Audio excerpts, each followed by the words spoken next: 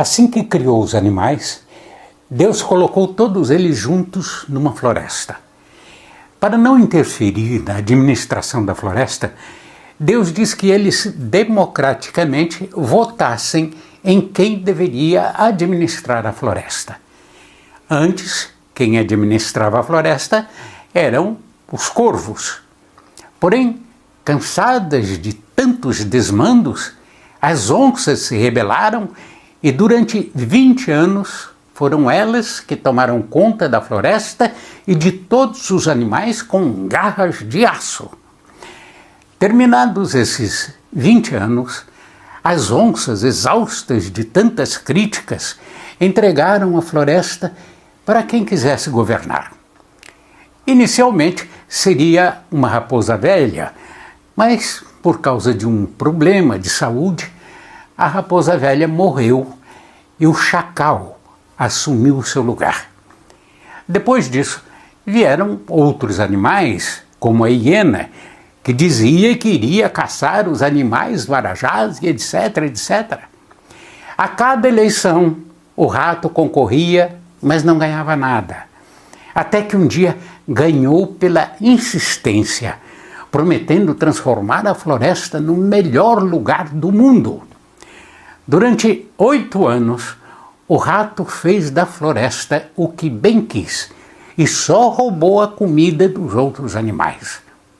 Afinal, essa era mesmo a natureza do rato. Não podendo mais ser o chefe, colocou a anta em seu lugar. Mas a anta só fazia besteira. No segundo mandato, a anta foi tirada antes do tempo e o morcego assumiu por 2 anos.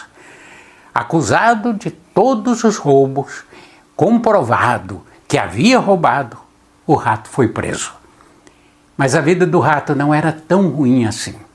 Vez ou outra recebia a visita da galinha, que tinha um cérebro pequeno e só servia mesmo para abate. Vieram novas eleições.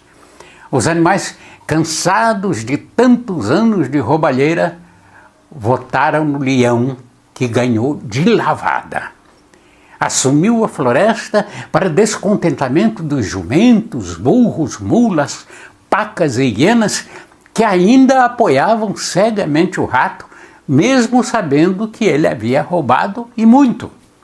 É que o rato, durante a sua gestão, dava caroços para esses animais, enquanto os frutos mesmo iam para os seus amiguinhos, ratos também. O leão começou a mudar a floresta. A comida não desaparecia, muitas modificações foram feitas e a floresta avançava.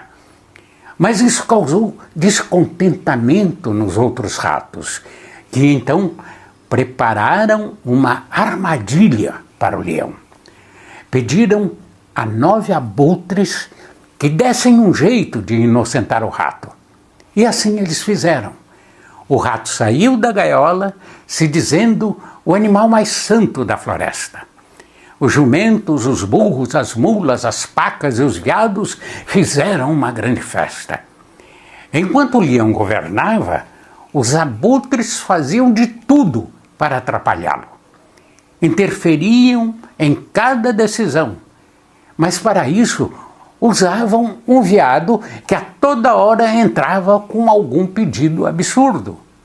O leão não queria ferir as leis da floresta, mas algumas decisões foram tomadas para impedir o avanço dos ratos. E o leão então consultou as onças, os patos e os pássaros sobre a possibilidade de intervir. Mas, infelizmente, as onças já não eram mais as mesmas de antes. Haviam se transformado em gatinhos medrosos.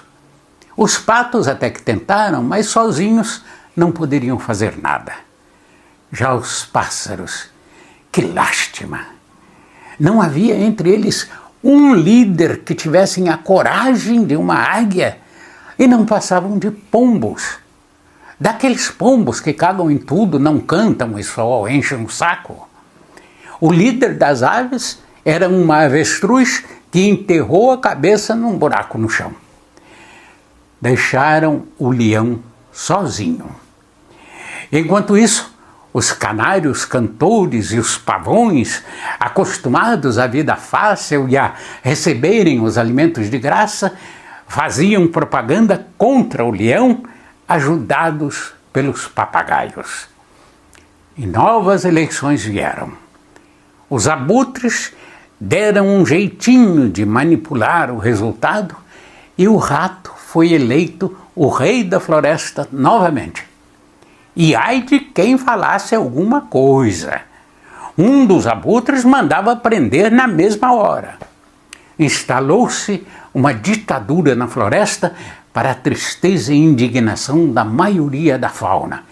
Com exceção, claro, dos burros, antras, mulas, piranhas, ratos, papagaios, corvos, serpentes, abutres e pacas. E o leão, triste, foi para uma floresta distante. E enquanto isso, o rato voltou a roubar como nunca antes. Colocou todos os animais que haviam colaborado com ele na sua administração, e esses eram os que mais faziam besteiras. Por exemplo, para tomar conta da justiça, colocou um porco acostumado com os ambientes mais enlameados. Na cultura, colocou a gralha. E na economia, colocou um jumento. E assim, a floresta começou a desandar. Os animais, aos poucos, foram padecendo de tristeza, enquanto a floresta era devastada pelo que havia de pior na fauna. Mas Deus, olhando com tristeza tudo isso, falou: um dia, leão, você haverá de voltar, e mais forte. Você vai rugir mais forte. A floresta vai reagir e cada um dos animais que ajudou a destruir a minha criação vai pagar caro por isso. Inclusive os que te traíram ou se acovardaram. Que a minha justiça seja feita e não a dos abutres. E todos os animais se animaram, porque Deus é Deus. Se não for o leão, será um tigre, o guardião de São Paulo, que é um grande amigo de Deus. A floresta está esperando essa mudança.